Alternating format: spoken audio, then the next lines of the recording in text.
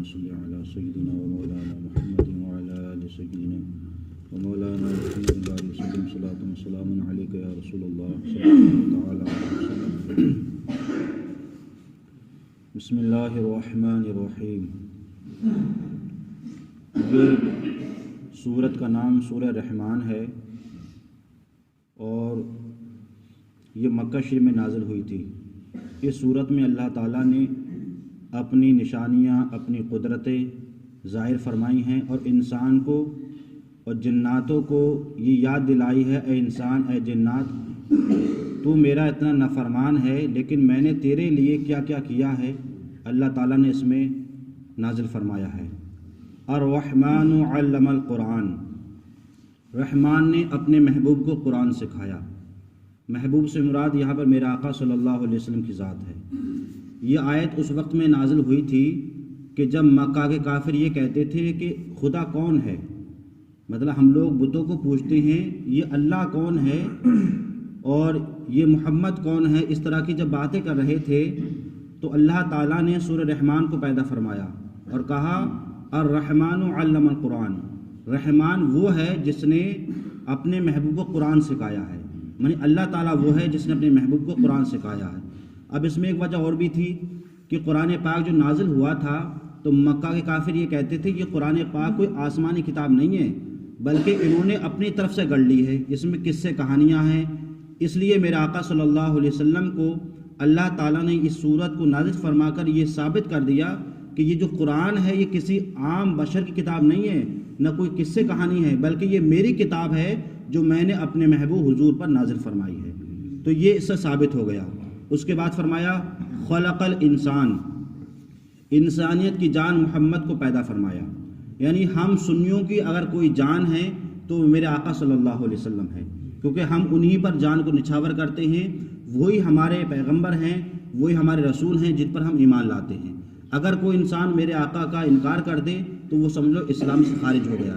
اسلام کی اصل جان اگر کوئی ہے تو وہ میرے آقا ہیں.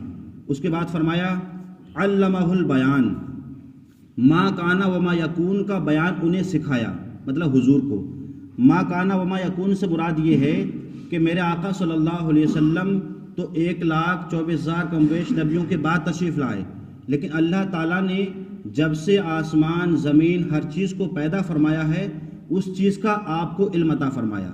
اب جیسے ہم حضرت آدم سب سے پہلے نبی ہیں، سب سے پہلے دنیا میں اگر کوئی آئے تھے وہ حضرت آدم آئے تھے، اس کے بعد حضرت شیش آئے تھے، پھر دوسرے نبی آئے. تقریباً حضور سے پہلے 1,24,000 کم بیش نبی یا رسول آئے. تو ان کے بارے میں اگر کسی نے بتایا ہے تو حضور نے بتایا ہے، اس کے علاوہ کسی نے نہیں بتایا ہے. اور حضور کے جب حضور تشریف لائے تو قیامت تک کے بارے میں اگر کسی نے بتایا ہے تو حضور نے بتایا ہے. حضور نے یہ بتایا کہ آخری زمانہ آئے گا، بے حیائی ہوگی، اس طریقے سے زنا عام ہوگا.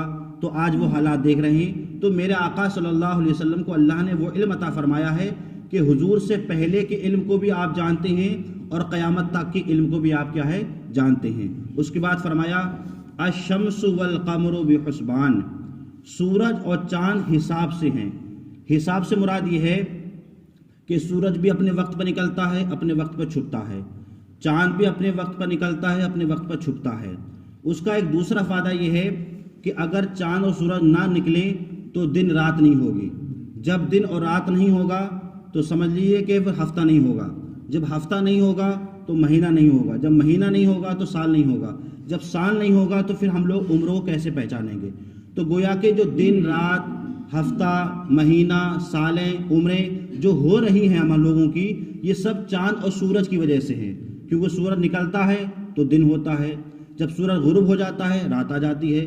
تو گویا کہ یہ پورا سسٹم اور جو نظام بنا ہوا ہے یہ اللہ کا نظام ہے، جس کو قرآن میں فرمایا الشمس والقمر بحسبان، کہ سورج اور چاند کیا ہیں حساب سے ہیں، مطلب اپنے حساب سے نکلتے ہیں. مراد ایسا ہے کہ کبھی سورج رات میں نہیں نکلتا اور کبھی چاند دن میں نہیں نکلتا.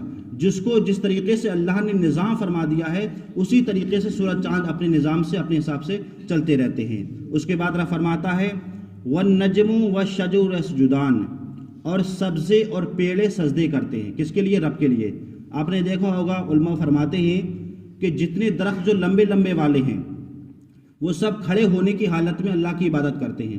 ہم لوگ رکوع بھی کرتے ہیں، ہم سجدہ کرتے ہیں، ہم کھڑے بھی ہوتے ہیں، لیکن اللہ تعالیٰ نے پیڑوں کو جو پیدا فرمایا ہے، علماء فرماتے ہیں جو پیڑ لمبے لمبے ہوتے ہیں تو گویا کہ وہ اس حالت میں کھڑے ہوئے ہیں جیسے کھڑے ہونے کی حالت میں، وہ کھڑے ہو کر کے اللہ کی عبادت کر رہے ہیں۔ کچھ پیڑ ایسے ہوتے ہیں جو اس سے نیچے ہوتے ہیں، جیسے امرود کا پیڑ ہے اور آم کا پیڑ ہے، اس کے علاوہ اور بھی اس کے برابر جو پیڑ ہوتے ہیں، تو یہ سارے پیڑ رکوع کی حالت میں اللہ کی عبادت کرتے ہیں۔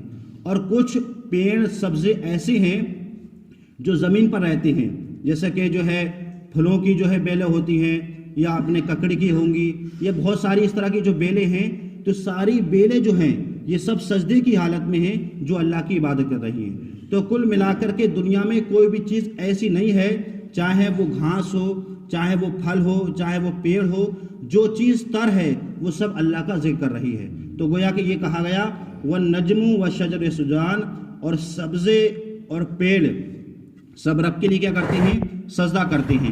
تو گویا کہ سجدہ بھی کرتے ہیں، اور دوسرا فائدہ یہ ہے کہ اللہ نے سبزوں کو، پیڑوں کو جو پیدا فرمایا ہے وہ انسان اور جنات کے فائدے کے لیے پیدا فرمایا ہے۔ اگر یہ نہ ہوتے تو انسان کا ہوا لینا، انسان کا سانس لینا بڑا مشکل ہو جاتا۔ تو گویا کہ جو بھی اللہ نے پیدا فرمایا ہے وہ انسان و جنات کے لیے پیدا فرمایا ہے۔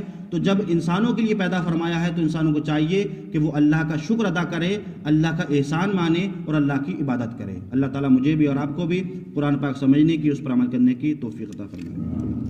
اللہم صلی علی سیدنا و مولانا